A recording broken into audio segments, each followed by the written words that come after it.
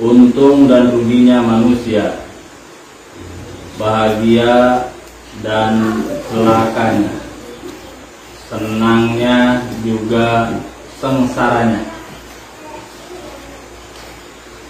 selamat dan celakanya manusia itu tergantung dan juga bergantung kepada rahmatnya Allah Subhanahu wa ta'ala. Sedangkan rahmatnya Allah itu tidak akan lancar datangnya atau bahkan tersendat datangnya dengan adanya dosa. Dosa itu bukan pemberian, bukan warisan dari bapak dari ibu kita. Juga dosa itu tidak diwariskan juga oleh baginda Rasulullah Shallallahu Alaihi Wasallam kepada kita umatnya. Tapi dosa itu dilakukan oleh kita yang melakukan. Pada dasarnya dosa itu karena kita melanggar perintah Allah, menjalankan yang dilarang oleh Allah, maka disebutlah dosa. Awam secara umum membagi dosa itu kan dua: dosa langsung dengan Allah, dosa kepada sesama. Padahal intinya dosa itu dosa kita kepada Allah. Akibat dari dosa kita kepada Allah, melakukan yang dilarang oleh Allah, menjauhi yang diperintah Allah, akan berakibat kepada dosa kita kepada sesama. Allah larang kita maling, Allah larang kita mencuri. Kita mencurilah, kita malinglah. Dari sebab melanggar perintah Allah, jangan maling, jangan mencuri, kita maling, kita mencuri, berakibat kemana? Yang dirugikan sesama kita. Jadi dosa kita dengan sesama itu akibat, penyebabnya kita melanggar atau mengerjakan larangan Allah. Seperti itu. Kemudian saudaraku yang dimuliakan Allah Subhanahu wa ta'ala, untuk membahas taubat kita mesti tahu agar apa? Agar taubat kita itu dipayungi oleh ilmu sehingga diterima oleh Allah Subhanahu wa ta'ala. Sebab taubat juga ibadah, dan segala bentuk ibadah tanpa ilmu tertolak. Maka ibadah taubat kita agar diterima harus dibingkai, harus payungi ilmu. Maka untuk membahas taubat kita harus bisa jawab beberapa pertanyaan. Yang pertama, apa arti taubat? Yang kedua, kapan kita mesti taubat? Yang ketiga, kepada siapa kita mesti tobat? Yang keempat, apa syarat-syaratnya tobat? Rukunnya, syaratnya. Yang terakhir, yang kelima, apa keutamaan orang-orang yang bertaubat? Itu mesti kita jawab. Baru ibadah taubat kita berbingkai ilmu, pengetahuan, ilmu agama. Saudaraku yang dimuliakan Allah Subhanahu wa ta'ala, yang pertama, apa arti taubat? Taubat itu artinya ar-ruju'. Bahasa kita kembali lagi. Pakai lagi. Kembali lagi. Kemana kembali lagi? Dari salah ke benar. Dari malas ibadah kepada rajin ibadah. Dari maksiat kembali lagi ke taat. Dari kemusyrikan kembali lagi ke tauhid. Dari kekufuran kembali lagi kepada Islam. Jadi taubat itu artinya kembali lagi. Contoh, kita punya tujuan menuju ke Palembang. Di perapatan air Pau itu arah Palembang itu ke kanan, arah ke kiri itu ke Lampung. Sampai di pertigaan kita nggak sadar, mungkin karena bebannya banyak. Maklum efek Agustusan, anak pengen jajan, nggak punya, pusing. Efek orang pusing itu nggak kontrol. Naiklah dia bis, naik-naiknya. Dan maklum namanya orang pusing, banyak pikiran gitu ya. Anak pengen jajan, istri pengen nambah. Duitnya begadang semalaman dia, nyampe bis tidur. Bis melaju lah. Terus dia nggak sadar yang dia naik itu jurusan Lampung. Sadar-sadar dia sampai Kota Bumi. Nah, sampai Kota Bumi dia sadar, ini kok Kota Bumi, padahal tujuan dia ke Palembang. Ini kesalahan nggak nih? Salah. Langkah yang terbaik apa? Kembali lagi, karena salah jalur. Nah, itulah taubat. Kita ini benar. Semua dari kita dilahirkan yuladu ala fitrah, dalam keadaan baik, dalam keadaan bersih, dalam keadaan suci, tanpa dosa, tanpa noda.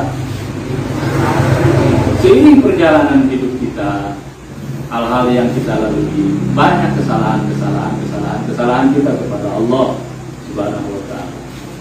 Dan untuk membersihkan semua kesalahan itu tiada lain selain daripada taubat. Dan taubat itu adalah kembali lagi. Bukannya taubat itu baca istighfar, betul. Istighfar itu bedaknya. Yang jadi inti bukan bedaknya, cuci mukanya. Ya? Kita belum cuci muka, baca istighfar. Ya kan, kita belum cuci muka, sudah pakai bedak, akhirnya bedak bercampur sama apa ini namanya? Belek sama maaf, ingus mungkin sama air liur bercampur, bedak itu tak indah dan tak enak.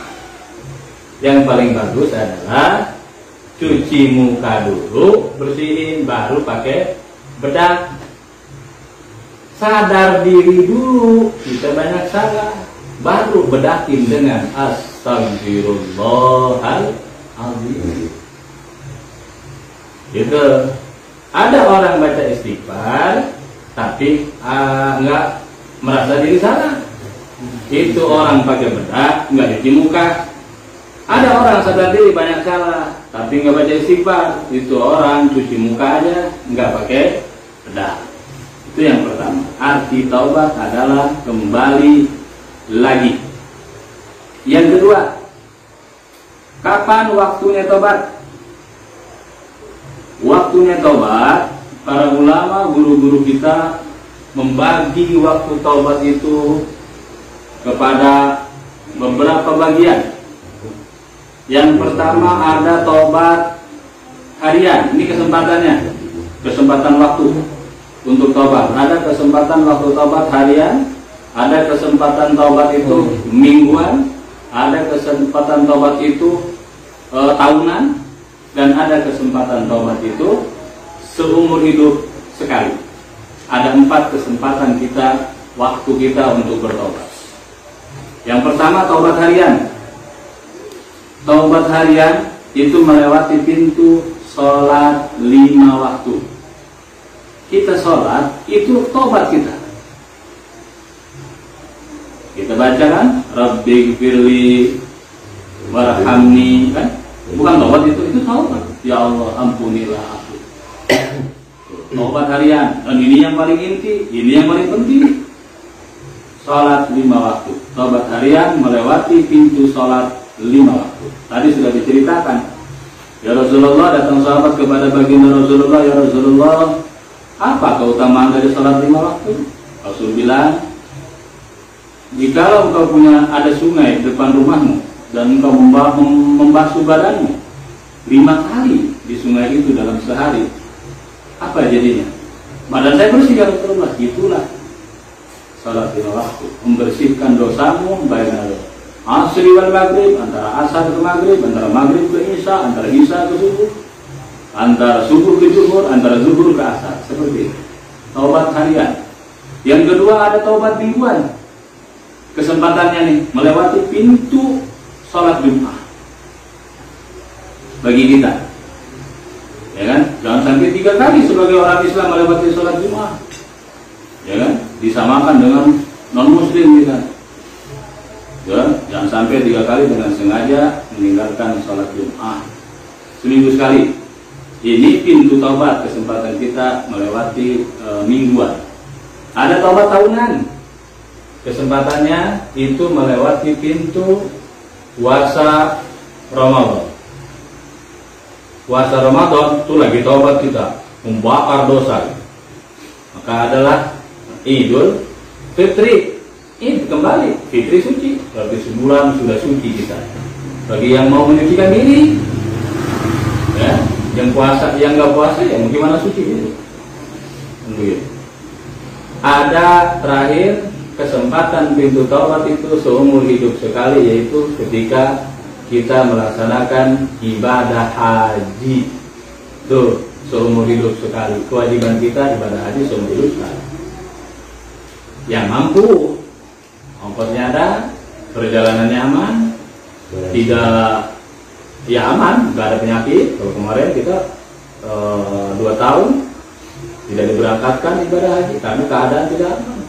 Ya, jangan spekulasi yang enggak mana-mana. Kita nggak tahu, orang bodoh. Itu. Dalam prakteknya taubat itu wasari'u ila maghfiratin mir rabbikum. Bersegeralah sesegera mungkin taubat itu. Bikin salah, taubat. Bikin salah, taubat lagi. Asal jangan salahnya dibuat-buat. Ya. Ibarat kita lapar, obatnya makan, lapar lagi, makan lagi. Jangan lapar, jangan dibuat-buat. Baju kita kotor, cuci, kotor lagi, cuci lagi, kotor lagi, cuci lagi. Yang penting jangan dibuat kotor-kotoran, dikotorin orang mungkin kan.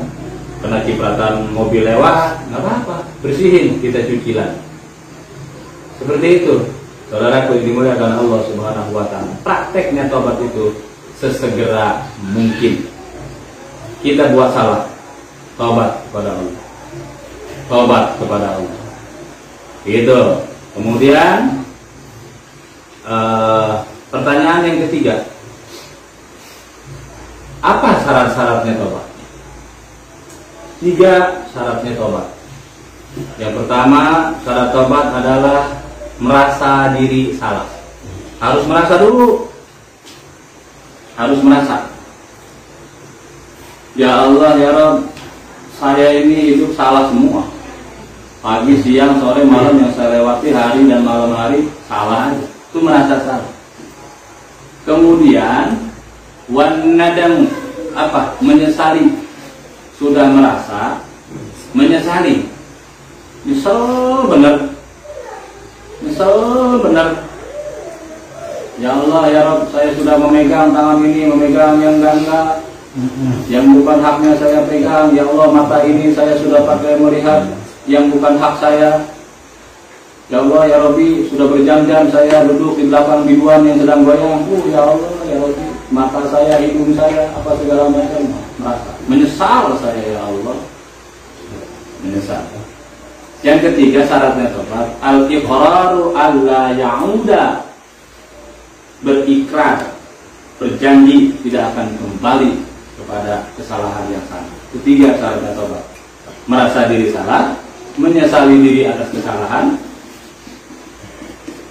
berjanji atau berikrar tidak akan melakukannya lagi. Itu syaratnya taubat. Pertanyaan yang keempat, kepada siapa kita taubat? Kita taubat, apa ayatnya? Tubu ilallahi taubatan nasuha. Kita taubat kepada Allah Jalla wa'ala. baca istighfar, astagfirullahaladzim, resapi, bayangkan semua kesalahan-kesalahan itu. Kenapa? Karena innallaha ghafurur rahim. Allah Maha Pengampun, Allah Maha Penyayang. Seberapa banyak pun dosa, masya Allah, diampuni oleh Allah. Itu kalau berhubungan dosanya sama Allah, tobatnya langsung ke Allah, mudah sebab Allah Maha Pemaaf, Maha Pengampun. Dan sekarang dosa kita kepada sesama itu bukan taubat, taubat itu ke Allah. Kalau dosa kita kepada sesama bukan taubat, tapi islah. Namanya islah. Islah itu mengambil kebaikan dengan sesama. Kita punya salah sama orang, datangi orang yang kita buat salah. Wahai fulan, saya kemarin mengambil uang kamu, saya mengambil hak kamu. Harus disebut salahnya. Ya harus disebut. Jangan bilang begini, sahib atau teman, kawan, maafin aku ya. Ya sudah, aku maafin. Enggak disebut salahnya, enggak jadi. Belum islah itu. Yang namanya islah itu disebut salahnya. Wahai bulan, kemarin saya ngambil sendal kamu. Itu kesalahan saya mohon ampun, saya mohon maaf. Sekarang saya kembalikan ke kamu. Mau apa kamu, saya serahkan kepada kamu. Mau didakwa saya dibawa ke kantor desa, mau dihukum segala terserah. Begitu, itu islah dengan sesama. Makanya jangan macam-macam punya salah sama sesama. Minta maafnya begitu. Berat. Kan? Berat. Lalu kata yang kita maamin, kayak kita minta maaf sama dia bilang, aku tak sudi, aku tidak akan memaafkanmu. Nanti kita ketemu di akhirat bareng-bareng, kita tuntut di akhirat bareng-bareng. Nah, baru tuh kalau sudah begitu kita serahin kepada Allah. Ya Allah, saya sudah meminta ampun, minta maaf kepada saudara saya, kepada orang yang saya sakiti, orang yang saya zalimi, tapi dia tidak memaafkan saya. Ya Allah, saya serahkan semuanya ke Allah. Sebab Allah yang punya hati manusia. Malam ini keras, besok bisa lembut hati orang. Karena Allah yang membulak-balikan hati, yang muqallibal qulub, Allah yang membulak-balikan hati.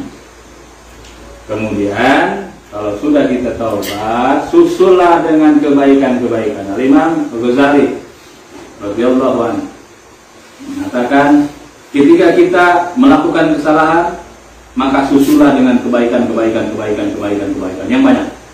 Kita punya salah, banyak kebaikan, nolong orang, sedekah orang, banyakin kebaikan. Sebab apa? Nanti di sana bakal dituntut kita. Dan yang membayar tuntutan itu amal kita. Andai kita nggak punya amal, bayar pakai apa? Maka susulah kesalahan itu dengan kebaikan. Itu kepada siapa? Kita taubat kepada manusia. Pada dasarnya dosa kita, kesalahan kita kepada sesama itu karena beberapa hal, karena 5 hal sumber kesalahan kita kepada sesama. Yang pertama menyangkut harta, mau halus mau kasar. Kesalahan kita ke sesama. Secara halus apa? Penipuan. Lewat SMS, lewat apa? Nipu orang, lewat hipnotis, uangnya diambil, penipuan. Itu secara halus. Ada secara kasar, apa? Merampok, begal, penodongan. Nah, itu secara kasar tuh. Korupsi itu mas? Harus halus korupsi. Korupsi halus tuh, nggak ketahuan. Halus ya. Kasar tuh nodong, nyopet, begal, kasar. Nah, kita menyakiti sesama melalui hartanya, ada kasar, ada halus. Yang kedua, pintu kesalahan kita kepada sesama adalah melalui tadi harta. Yang kedua, jiwa, baik kasar juga halus. Lewat kasar, bunuh orang, gorok orang, apa yang namanya mutilasi, mau dibilang tadi, ya, dan segala macam tuh, pembunuhan, penembakan, ditembak, ya kan, bikin sandiwara deh. Kok ke situ ya? Yang lagi viral. Ya udah jangan ikut-ikutan kita mah, ngomongin orang nggak boleh lebih. Tahu juga kagak. Jadi bisa kasar, pembunuhan. Ada halus, lewat apa? Sihir. Wah, nyantet, halus tuh. Apa bahasa kita teluh, santet, guna-guna, sihir, itu secara halus mengambil jiwa orang. Itu pun pintu dosa kita dengan sesama. Yang ketiga, akhlak. Lewat akhlak nih pintu dosa kita dengan sesama.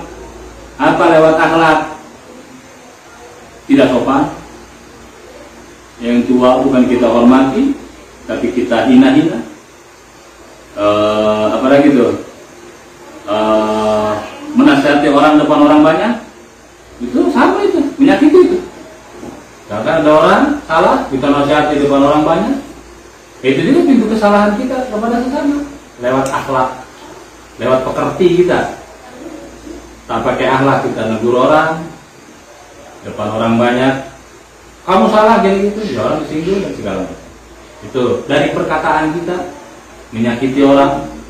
Kita kadang-kadang nggak sadar perkataan kita nyinggung orang, nyakitin orang. Nah, ini yang mesti kita waspada dalam berbicara.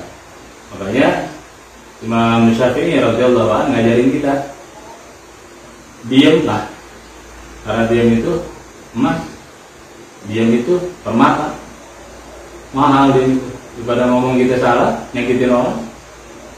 Nah, itu lewat akhlak, lewat perilaku misalkan.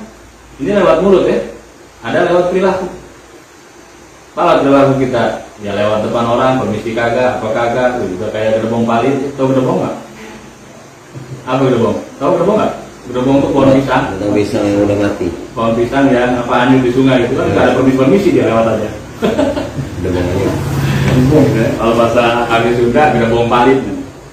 Nah, itu seperti itu. Itu juga pintu kesalahan kita dengan sesama. Ada dari apa?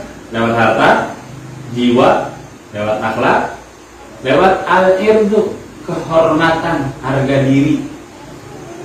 Kita melukai harga diri orang, melukai harga diri, kehormatan orang. Sama nih, bukan hanya orang, tradisi juga budaya. Kita melukai orang lewat budayanya. Kita mulai ke orang dengan tradisinya. Tradisinya kita komentarin yang nggak benar segala macam tanpa yang bijak. Tersakiti harga dirinya, marah ngamuk aja. Nah seperti itu, lewat harga diri dan kehormatan. Sebab setiap orang punya kehormatan. Contoh harga diri, ini orang miskin, jangan jauh sama saya. Terus. Bukan melukai. Ya, kamu kalau nggak punya uang, ngomong sama saya kasih kepada orang banyak tuh. Itu punya harga diri orang. Ya. Kalau mau bikin pengajian misalkan nggak punya duit, ngomong saya. Itu harga diri orang. Orang punya kehormatan, orang punya harga diri. Kita jaga harga diri orang. Makanya ada hukukul insaniyah fil Islam, ada hak asasi manusia, human right. Ya, ada hak asasi manusia dalam Islam dilindungi. Hifdzun, apa tadi? Apa? Hifdzun nafsi, harga jiwa. Hifdzul nasli, nasab keturunan. Hifdzul mali, apa? Harkat ya, harta ya. Ada hifdzul akli, menjaga hasil karya intelektual. Nggak boleh kita plagiat, niru-niru karya orang atau mengkopi karya orang, ya kan? Sebab dihargai hasil karya intelektual seseorang. Itu hifdzul akli, gitu dijaga tuh, ada hak asasinya. Nah, apa tadi itu? Lewat harta, lewat jiwa, lewat akhlak, lewat harga diri, melukai harga diri orang, kehormatan orang. Yang terakhir, pintu dosa kita, kesalahan kita kepada sesama, dari sebab agama. Ini juga bahaya. Ini bahaya nih yang sebab agama. Nggak sepaham dengan kita salahin, ya kan? Pintu kesalahan kita kepada sesama lewat agama itu mudah nyalahin orang, mudah bilang orang dolalah sesat, mudah orang itu kufur, mudah orang itu musyrik. Hati-hati. Memusyrikan orang, mengkafirkan orang, mensesatkan orang yang baca syahadat bahaya. Hati-hati. Tanpa dasar ilmu, harus punya pertanggungjawaban ilmu, sehingga alasannya adalah ilmiah. Kamu salah karena tidak sesuai dengan hadis, dengan Al-Quran. Kamu salah. Benarnya begini. Itu seperti itu. Jangan musyrikin orang, gampang orang ngeriung doang musyrik. Ya. Orang kumpul-kumpul ngaji, kumpul sholawatan, bid'ah itu sesat, dolala itu sesat. Bahasa dolala itu bahasa Arab, bahasa kitanya sesat. Seneng nggak kita dibilang sesat sama orang? Atau bayangin kita bilang orang itu sesat menyesatkan, itu sakit hati. Nah seperti itu, ini melukai lewat agama. Jangan mudah mengkafirkan orang yang sudah baca syahadat. Itu pintu dosa kita dengan sesama. Harus islah tuh kalau dengan sesama. Kalau dengan Allah cukuplah istighfar, selesai. Saudaraku yang dimuliakan Allah Subhanahu wa taala, pertanyaan apa lagi itu? Udah berapa pertanyaan yang kita jawab? Arti tobat, waktu tobat, syaratnya tobat, kepada siapa kita tobat, apa keutamaan orang yang bertaubat? Keutamaan orang yang bertaubat, subhanallah, ya kan? Aqrabul abdi ilayya fahuwa sajid, ayat at-taib. Hadisnya ditafsirkan oleh ulama, hadis Rasul. Jarak yang paling dekat antara hamba dengan Allah, antara makhluk dengan Khalik adalah ketika dia sujud. Ulama bilang ayat at-taib, ketika dia bertaubat. Kita meneteskan air mata, itu jarak kita yang paling dekat dengan Allah. Meneteskan air mata karena kesalahan kita. Kita salah, ya Allah saya salah, ya Allah saya salah, ampuni diri saya. Bayangin kesalahan-kesalahan kita. Itulah yang terdekat dengan Allah. Kita dekat dengan bupati yang bangganya luar biasa. Tahu bupati sini? Tuh lihat foto aku sama bupati. Wih, ya. 2 kecamatan orang tahu semua. Di-share sama dia dan dilihat status foto sama bupati, foto sama kapolres, segala macam. Bangga dengan orang besar. Itu dengan makhluk. Ini dekatnya sama Allah, sang pemilik makhluk. Ya, maka ketika sudah dekat, apa yang kita minta, apa yang kita mau? Nggak usah minta, nggak usah mau dikasih. Kayak sekarang, apa kita minta sehat? Jangan kita minta sehat, tapi Allah kasih sehat. Kalau udah sakit baru kita minta sehat, kan gitu. Ya Allah sembuhkan sakit saya. Coba dari sekarang kita lagi sehat, minta ya Allah sehatkan saya. Ikhtiar, jaga makan, jaga pola tidur dan sebagainya. Jadi untuk memahami makna taubat itu tadi 5 pertanyaan kita kuasai itu, insya Allah taubat kita berbingkai ilmu dan diterima oleh Allah Subhanahu wa taala. Karena cirinya amal diterima itu, cirinya amal ibadah diterima. Amal ibadahnya pakai ilmu. Saya ulangi. Ini penting. Ciri. Kalau semuanya ada cirinya. Likulli syai'in alamat. Segala sesuatu punya ciri. Cirinya saudara kita pengen ya beginilah orangnya. Cirinya dia. Lagi jalan dimanapun kita akan ingat itu Pak Edi. Ada namanya Edi, bukan? Samsul namanya bagus. Samsul Hadi ya. Samsul namanya Pak. Nah itu apa namanya ciri? Nah ciri ibadah kita diterima oleh Allah, cirinya adalah ibadah kita pakai ilmu. Sholat kita pakai ilmu, zakat kita pakai ilmu, puasa kita pakai ilmu, enggak ikut-ikutan orang. Orang puasa ikut puasa, orang sholat ikut sholat. Namanya orang ikut, enggak ada ilmunya. Orang nyungsat dia nyungsat, orang nubruk dia nubruk karena ikut-ikutan. Tapi kalau kita punya ilmu, berbeda. Ciri ibadah yang diterima oleh Allah ibadahnya pakai ilmu. Kulluman bighairi ilmin ya'mal amaluhu marjudatun. Orang beramal nggak pakai ilmu, amalnya ditolak, kagak diterima. Nah, ciri orang ibadahnya diterima adalah beramalnya pakai ilmu. Dan ciri orang amal dan ilmunya diterima, kebaikan setelahnya. Kita ngaji, pulang dari ngaji, malamnya mau wirid kita, mau zikir kita, mau sholat tahajud kita. Kebaikan melahirkan kebaikan, ciri kebaikan kita diterima oleh Allah. Kita berbuat kebaikan satu, dari satu ini melahirkan kebaikan yang A, B, C, D dan seterusnya. bertambah baik itu ciri kebaikan kita diterima oleh Allah Subhanahu wa Ta'ala. Maka gampang sih kalau kita pengen tahu taubat kita diterima sama Allah. Ya artinya apa yang setelah kita lakukan setelah baca istighfar, setelah menyesali perbuatan itu, masih melakukan kesalahan lagi nggak? Ya kan masih kembali ke lubang yang sama nggak? Nah, seperti itu.